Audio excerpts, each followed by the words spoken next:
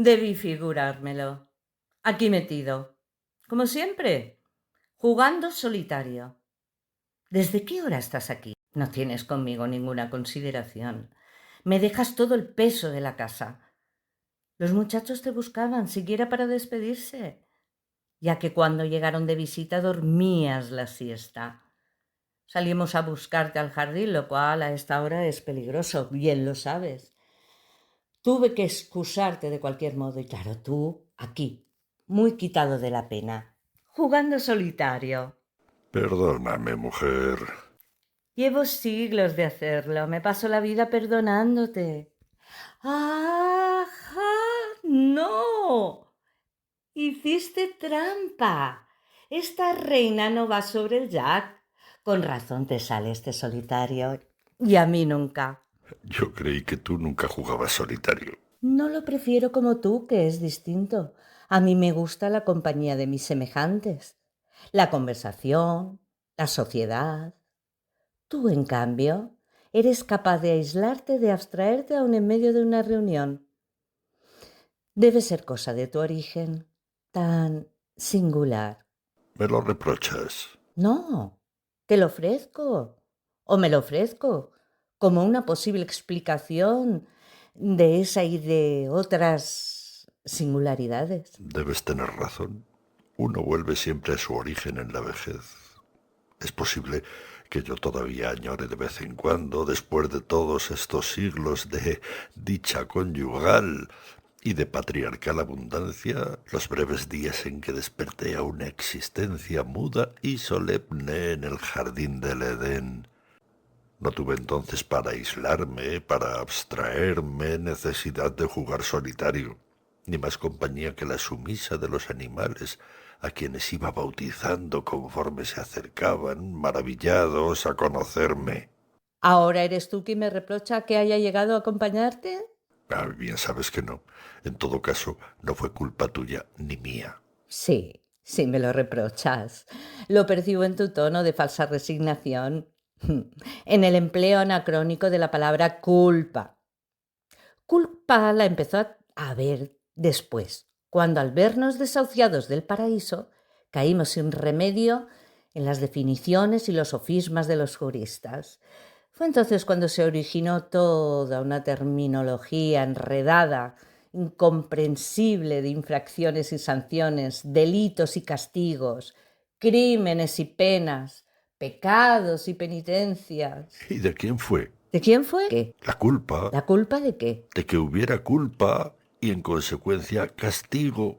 Tus hijos se han pasado la vida demostrando que mía, lo sé.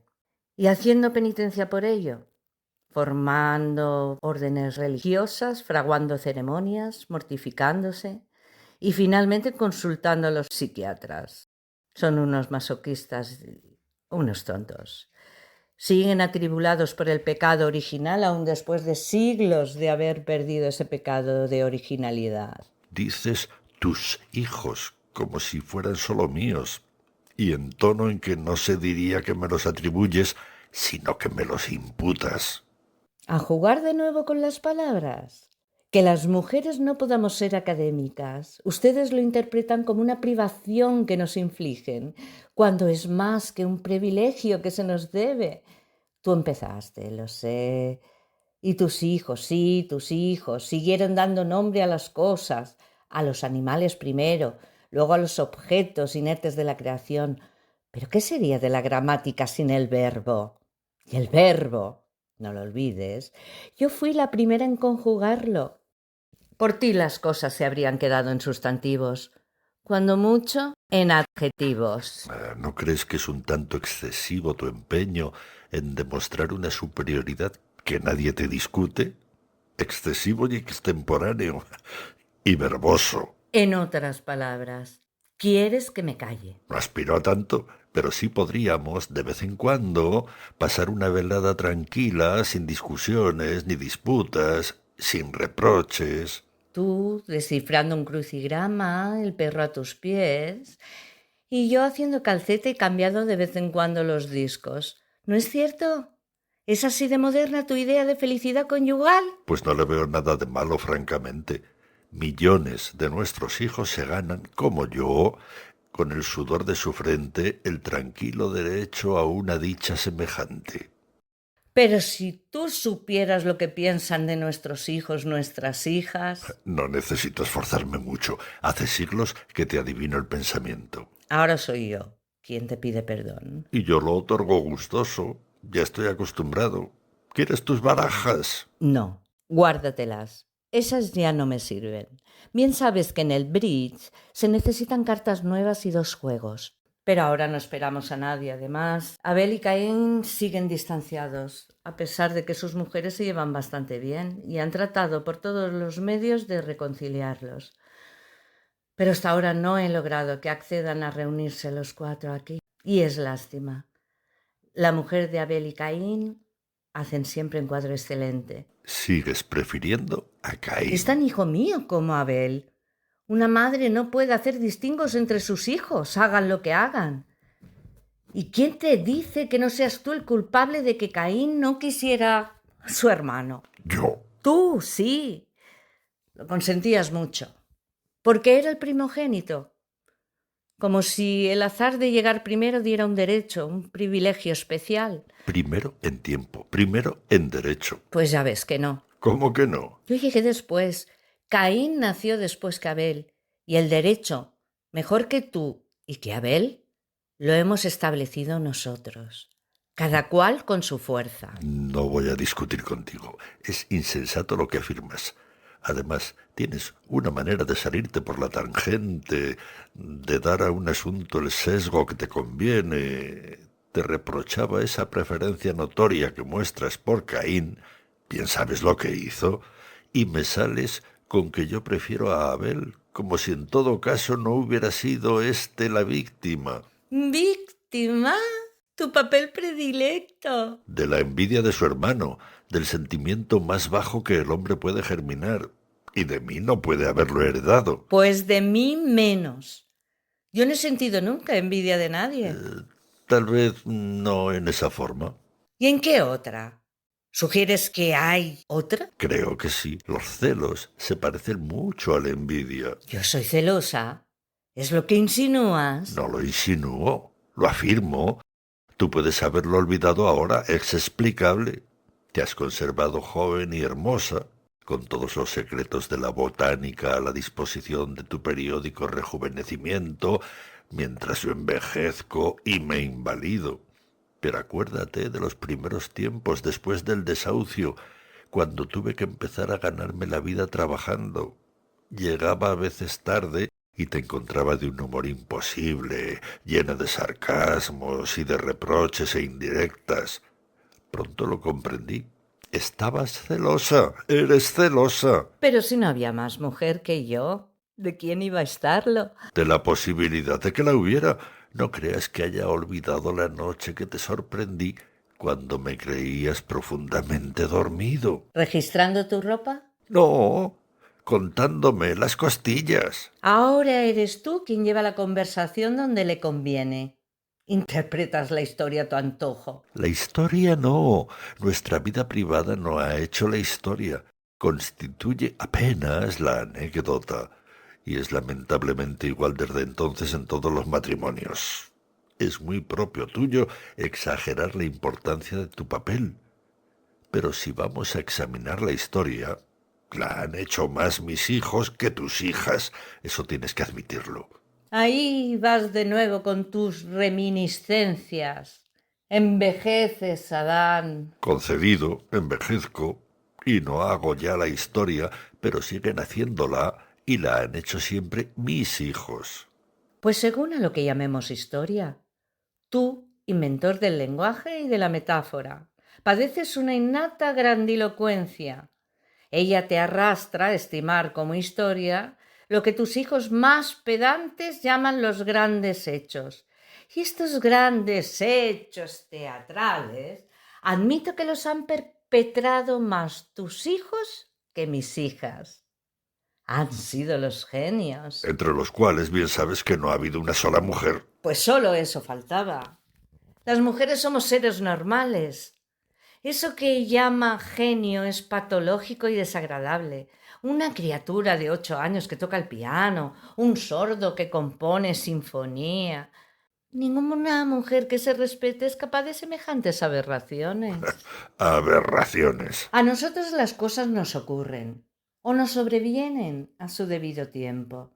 Son ustedes los que eventualmente desajustados o precoces o retrasados o niños prodigio o viejos verdes. Tienes del genio una idea, digamos que poco genial.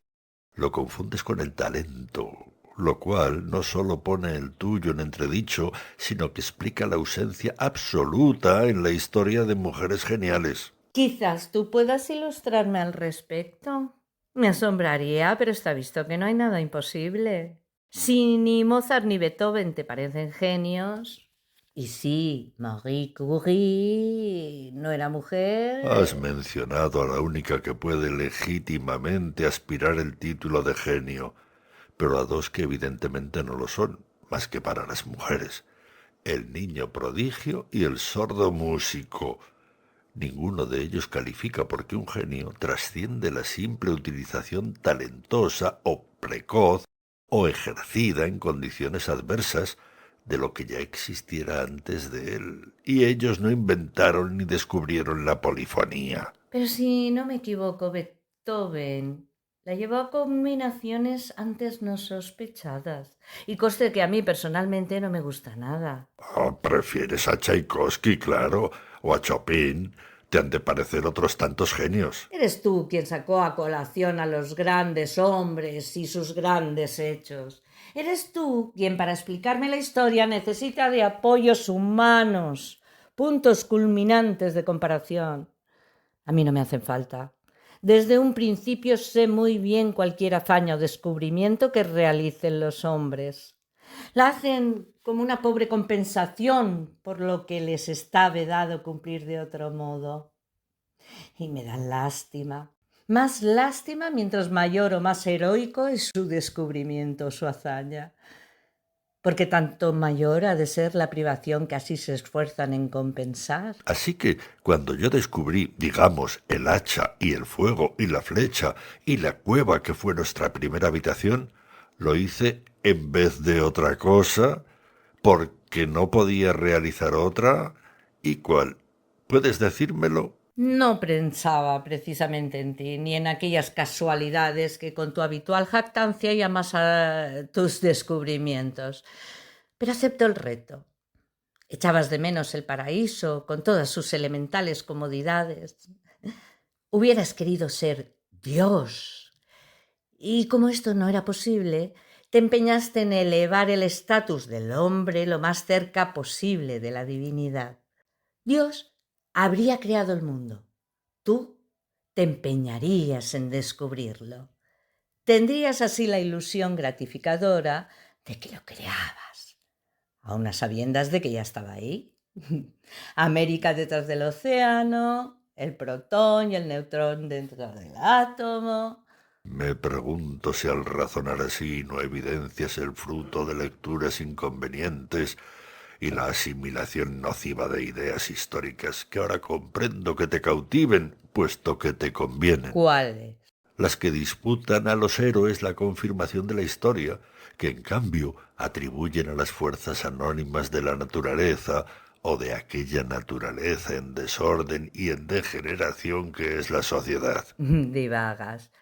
Y ahora mencionas a los héroes, cuando hablábamos de los genios, si no recuerdo mal. Es casi lo mismo, con la ventaja para ti de que, al amplificar hasta los héroes el campo de nuestra conversación, admito en él a una que otra hija tuya. A Juana de Arco, por ejemplo. Muchas gracias, pero declino tu regalo. Las heroínas me parecen tan aberrantes como tus genios. No las tengo por hijas mías.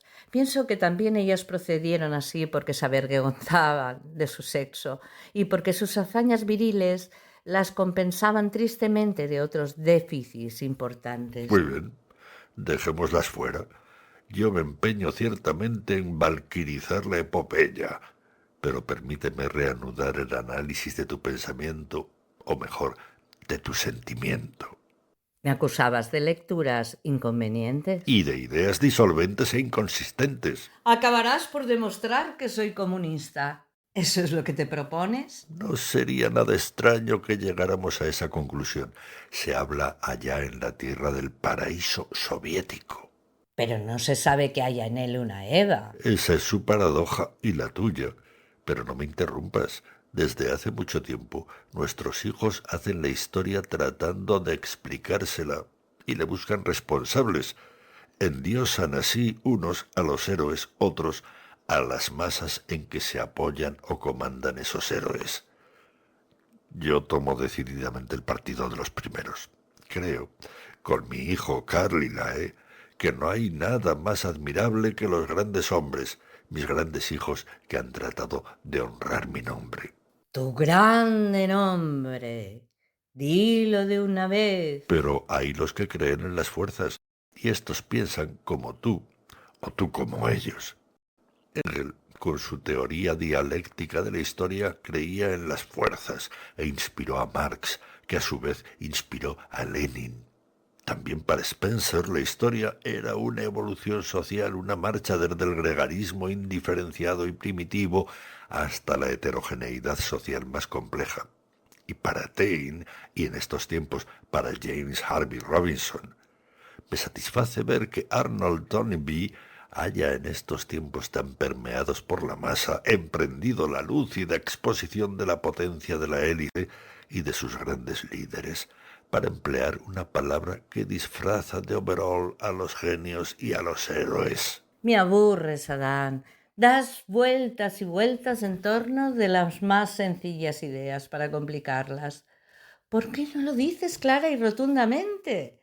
¿Por qué no dices que tú crees en los héroes, en los genios, en los líderes con la misma ingenuidad?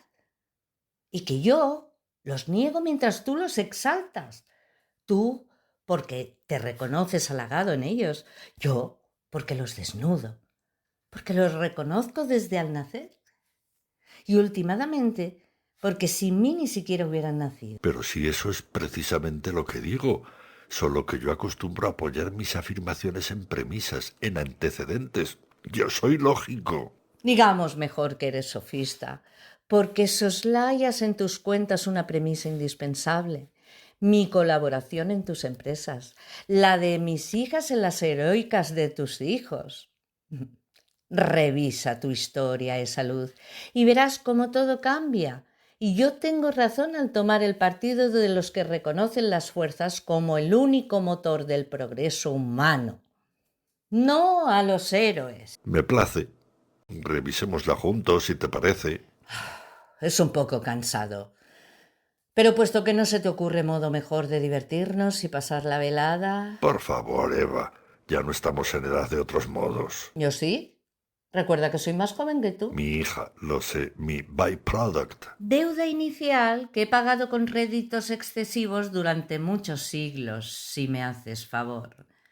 Y devolviéndote con creces la pequeña mutilación que me dio origen en tu anatomía torácica, lo que tú estableciste fue simplemente un mecanismo quirúrgico de la reproducción que yo he perfeccionado. Mira por dónde puedo empezar a defender mi tesis y a pulverizar la tuya. Tú mismo y tus genios predilectos no habéis, en fin de cuentas, sido otra cosa que los intermediarios. ¿Intermediarios? ¿Entre qué y qué? Entre Dios y el tiempo. O si quieres, entre el origen y el progreso. O entre la naturaleza y la ciencia, o entre la muerte y la vida. ¿Podrías decirme de qué modo? De muchos modos.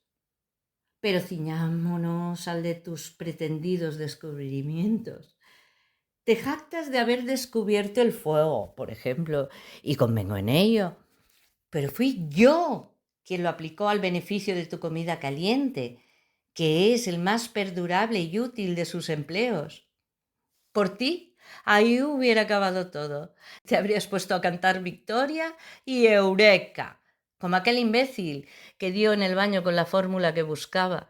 De suerte que yo no descubrí el vapor, ni la electricidad, ni el petróleo, ni fundé la industria. Nadie lo niega, aunque es cosa que, lejos de satisfacerte, debería avergonzarte, y de que yo en tu lugar no me jactaría.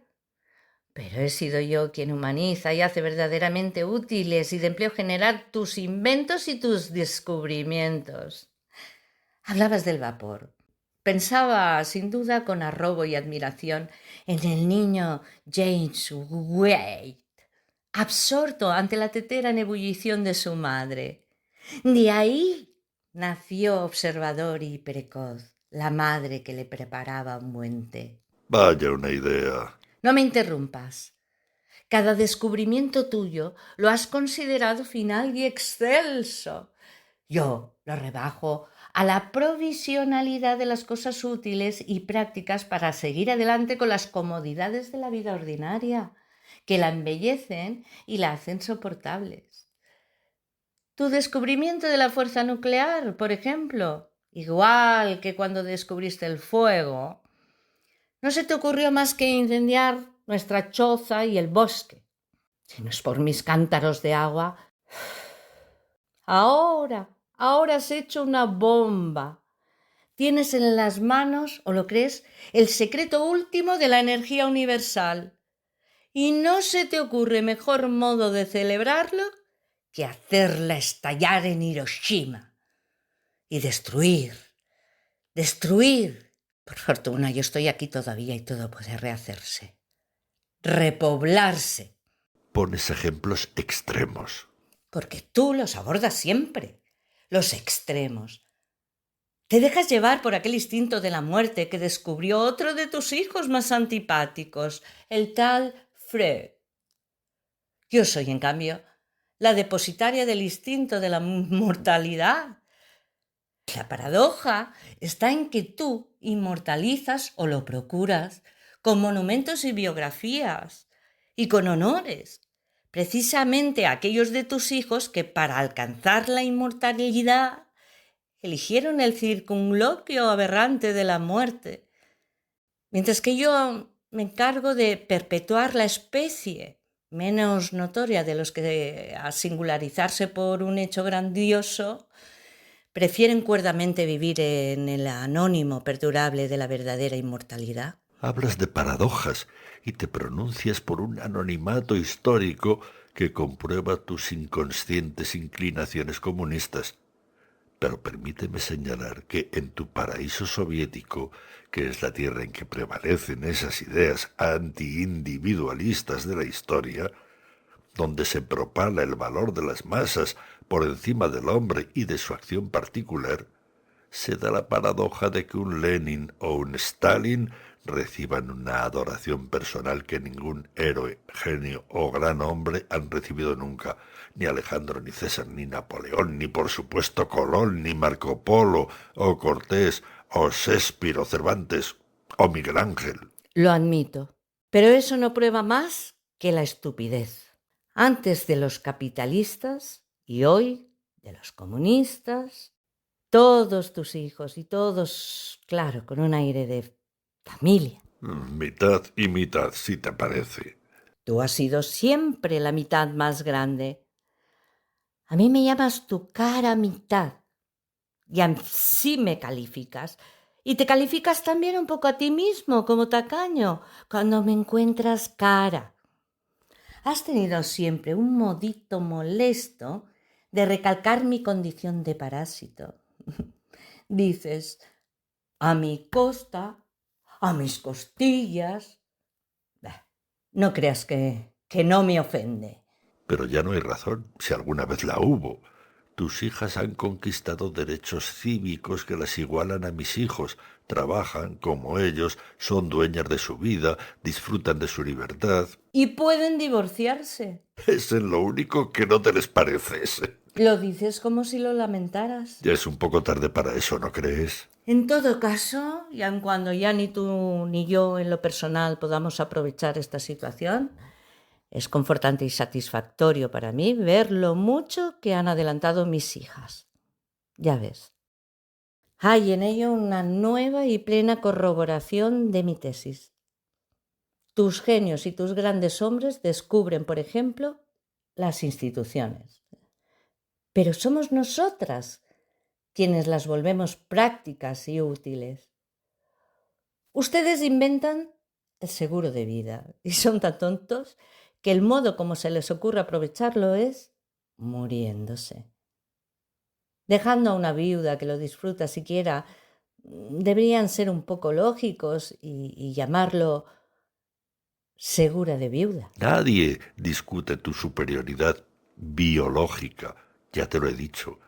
La tierra dura más que los árboles, hasta se petrifica con el tiempo y rescata a su seno en forma de fósiles a los que fueron sus maridos o sus hijos. Eso, por desgracia, no la hace más inteligente. Confundes, querido, la inteligencia con la proclamación de la inteligencia. Tomas literalmente el rábano por las hojas, o mejor dicho, las hojas por el rábano. Nosotras no hemos necesitado proclamar la nuestra. Nos han bastado ejercerla en la forma más irrefutable de la perduración. Consulta nuestro álbum de familia y dime, ábrelo, en cualquier página. ¿Encuentras a Menelao más inteligente que a Helena? ¿A Agamenón que Climenestra? ¿A Layo que a Yocasta? ¿A Ulises que a Penélope? Bien sabes que a esas familias no las tengo por nuestras, las desconozco y las desheredé a su tiempo. Profesaban ideas heterodoxas acerca de su origen. Me ignoraron y se dieron un gobierno que llamaron olímpico, precursor de los que más tarde inventaron las carteras ministeriales y la división del trabajo.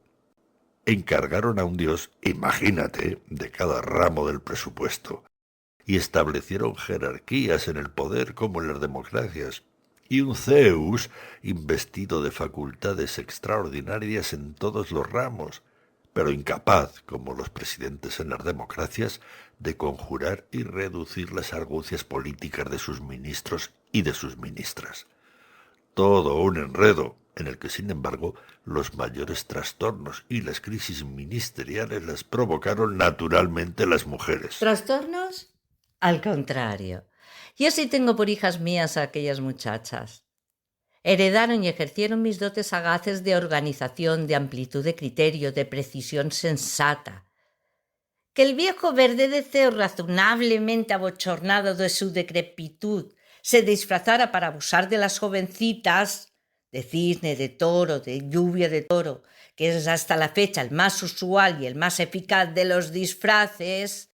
Bueno, pues aquella calaverada, aquella patética cana al aire, mis hijas la transmutarían en un resultado feliz y positivo, el nacimiento de su semidios o de un héroe. De un bastardo. Así iba mejorando la raza. No, así aquellas paganas justificaban sus horrendas inclinaciones a la zoofilia. Supongámoslo. Suele o puede haber animales más atractivos que ciertos maridos. Lo curioso es que muchos siglos más tarde la medicina haya acabado por admitir y sancionar la ingestión por los hombres de los sueros y las hormonas de los animales. Cuando menos, Europa, Leda y Daphne, las precursoras de la vacuna y de la hormonoterapia, se atuvieron a un tratamiento más directo y más placentero que los comprimidos y las inyecciones. Razón de más para que yo las repudie con toda su historia. No, decididamente, de Grecia no me hables. No es mi familia. ¿De Roma, entonces? Menos. Esos romanos fueron los nuevos ricos del continente, los precursores de la ópera y de Hollywood. Grandiosos, pero miserables. El circo, figúrate, y el derecho romano. Y un Nerón que era el remedo de Edipo, su caricatura lamentable. Bueno, pues, omitamos a Roma. Aunque antes de descartarla, lo honrado sería que declararas que la rechazas por las mismas prejuiciadas razones que a Grecia. Porque a Rómulo y Remo no los amamantó una nodriza normal, sino una loba. Como si ello no los hicieran los precursores de la dietética moderna. ¿Quieres que examinemos la Biblia? Allí sí has de reconocerte. Es el primer registro civil que nos menciona. ¿Y tu primera biografía? ¿Tu currículum vitae? Lo dices como si se tratara de una ficha signalética. Algo hay de eso, ¿no? Pero sobre la Biblia no cabe discusión. No intento discutirla, solo apoyarme en ella. ¿Para qué? Para demostrarte que, por ejemplo, Judith y Dalila fueron más listas que Sansón y Pues Holofernes. si esa es tu idea de la inteligencia, No nos entenderemos nunca, Dan. ¿Te parecen actos de inteligencia los perpetrados por tus bíblicos hijos? ¿El sacrificio de Abraham, que no tiene mucho que pedirle al de la hija de Agamenón? ¿El perdurable, enquistado resentimiento por su origen acuático que engendró en Moisés una introversión patológica que lo hizo echarse irresponsablemente a buscar una tierra prometida, a aislarse, a meditar, como cualquier Hitler en Berchtesgaden, y salir con unas tablas de la ley de cuya perfección estaba tan poco seguro que prefirió atribuirle a su inspiración a Jehová en vez de declarar que era su propio engendro? El salvamento colectivo de Noé, tan parecido a la construcción moderna de refugios antiatómicos para acabar por embriagarse a la vista de sus hijos, perdiendo su respeto. errar es humano. La biografía de los grandes hombres no puede hallarse exenta de mácula o de culpa, pero quedan sus grandes hechos para justificarlos. Ese es su testamento lleno de inspiración perdurable. La hay en el Antiguo tanto como en el Nuevo. Dame una mujer, una sola, que haya logrado, por ejemplo, lo que logró San Pablo, aquel maestro de lo que los modernos publicistas llaman la promoción. Muerto Jesús, sus discípulos se hallaron dispersos, confusos, perseguidos. Pablo asumió su capitanía, su lideraje, y formó lo que puede llamarse la más eficaz fuerza de venta de la historia, la fe cristiana, de la que hizo una fuerza que acabaron por reconocer los poderes temporales. Dame, repito, una mujer bíblica que haya hecho algo semejante. ¿Una? ¡Millones! Has caído en tu propia trampa. Quisiste jugar una carta de triunfo y esta carta te resulta una epístola que desde hace mucho tiempo condensa y resume la sabiduría de Pablo y la culminación de todo su genio organizador y publicitario. La epístola que les leen a nuestros hijos cuando los casan. Sacramento y momento desde el cual en adelante todas las hijas de Eva mandan cuando parecen obedecerlo. Sobre todo los hijos de Adán. ¿Puedes negarlo? No tendría objeto. Decías bien, no nos entenderemos nunca. Pero no lo deplores, querido. De habernos entendido hace mucho que nos habríamos separado. El divorcio que han inventado nuestros hijos no dimana como ellos creen de la incompatibilidad eventual de sus caracteres, sino precisamente de su compatibilidad. No tiene ya caso seguir juntos si se piensa lo mismo, si se cree lo mismo, si se lucha lo mismo. Nuestro disentimiento es el secreto de nuestro sentimiento, el perpetuo acicate de nuestra supervivencia. Tú con tus héroes, yo con mis fuerzas anónimas, preservamos la historia, que está hecha tanto de biografías ilustres, brillantes, como de capítulos aburridos en que juegan los Massad con su hambre, con su miseria, con su estulticia y con la gloria anónima y arrolladora de su número. Yo puedo a veces profesar por los héroes una ternura visceral, mientras tú rindes un homenaje analítico y cerebral que eleva las biografías al género de las obras de arte. Pero la historia no es artística, no lo es la gravidez, no lo es el parto. Digamos que una palabra, que una vida ilustre es perfecta y límpida como una sonata, y que a ti te gustan, como los solitarios, las sonatas. Pero la historia es una suma de vidas, una sinfonía que conjuga muchos temas, muchas ideas, que nos da en su entraña una vislumbre de futuro y eternidad arraigada en el más antiguo pasado. Y esa es mi música, mi polifonía, hecha de notas menudas, de silencio breve, de gritos, de risas, de recuerdos y de esperanzas. Mi buena Eva. Tonto. No me compadezcas. ¿Ves? Me has contagiado tu verborrea y se ha ido el tiempo. Y ya ni sé para qué venía a buscarte. Dijiste que estuvieron aquí los muchachos. ¿Van a cenar con nosotros? ¿Invitaste a alguien? No. Querían ir al cine y vinieron a disculparse. Cenaremos solos, a la hora que guste. ¿Tienes tu pipa? ¿Te traigo tus pantuflas? No, las 9 ya. ¿Qué hay para la cena? Pie de manzana.